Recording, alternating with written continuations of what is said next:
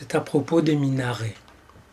Ce vote des Suisses, qui à 58%, je crois, disent leur opposition à ce qu'il y ait des minarets, a été jugé avec passion. Et une passion qui empêche de réfléchir et de chercher une explication. Bien sûr, on peut toujours dire, et voilà, il y a 58% d'extrémistes, sauf que lorsqu'on ajoute que si le vote avait eu lieu dans d'autres pays d'Europe, c'eût été le même résultat, ça fait 58% ou 60% d'extrémistes en Europe, c'est, je sais pas, c'est à la fois trop facile et un peu inquiétant.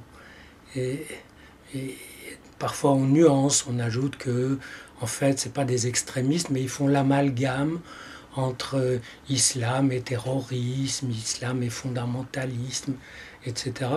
Je pense quand même que depuis le temps, les gens ont appris à distinguer un terroriste de quelqu'un qui est plutôt pour le convivial.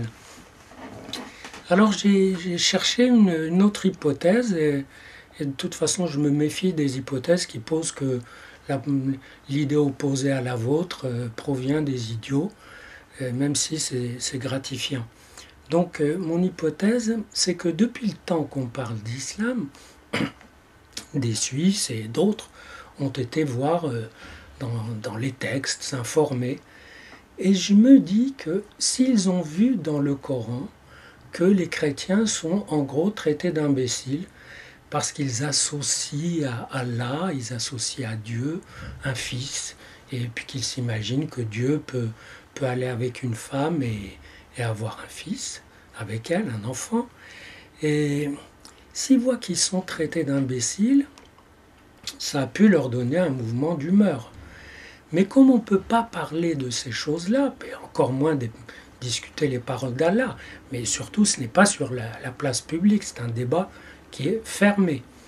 Et alors cette rancœur, cette irritation a pu se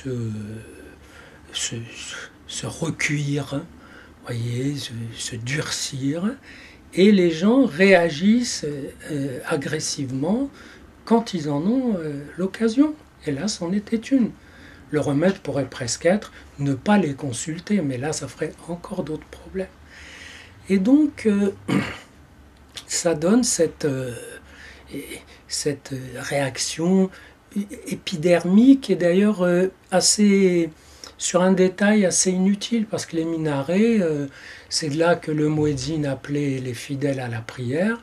Aujourd'hui, on met un haut-parleur dessus, et ce haut-parleur, vous ne pouvez pas le faire marcher dans un quartier de Paris ou de Zurich, tout simplement parce qu'il révérerait les autres qui ne sont pas de cette confession, qui n'ont que faire d'aller à cette prière-là. Donc, mais c'est une façon, c'est comme dire, voilà, on ne veut pas de ce symbole qui est un symbole qui est perçu comme un symbole de souveraineté de l'islam, un symbole d'hégémonie. Et du coup, par ce mouvement d'humeur, on le rejette.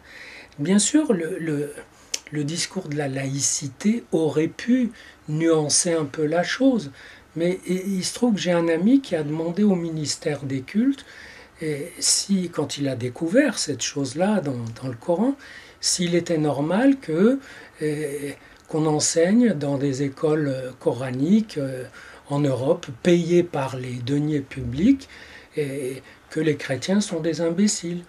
Alors on lui a répondu que, au nom de la laïcité, on ne discutait pas les textes religieux. Et ça l'a mis en fureur. Il m'a dit, mais alors si quelqu'un me traite d'imbécile, je peux lui mettre mon poing sur la figure ou l'attaquer pour insulte, mais s'il me dit, le Coran dit que tu es un imbécile, je dois me la boucler.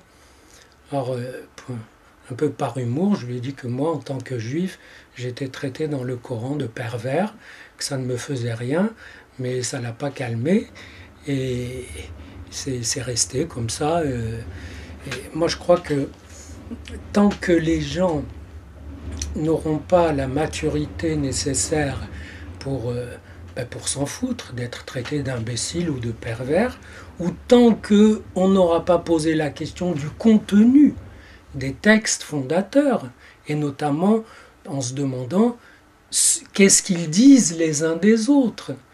Et cela dit, c'est peut-être prématuré d'envisager de supprimer des versets insultants pour les autres. Mais je crois que c'est ce type de problème qui est posé et qu'on ne peut pas le recouvrir d'un voile de laïcité aussi hypocrite. Ça veut dire que si c'est religieux, ça devient sacré même si c'est insultant. On ne peut pas non plus se mettre à faire de l'architecture, à dire est-ce qu'il faut un minaret? Non, on peut le couper, c'est pas absolument nécessaire, etc. C'est sûr que les musulmans d'Europe ont besoin de lieux de culte, de mosquées, et c'est pour se prier, la plupart sont religieux, pour se ressourcer, comme on dit. Mais si la source pure dans laquelle il se régénère éclabousse les autres ou est salissante pour les autres, ça peut poser des problèmes. Et il y a donc un petit problème de vérité, d'explication, d'éclaircissement.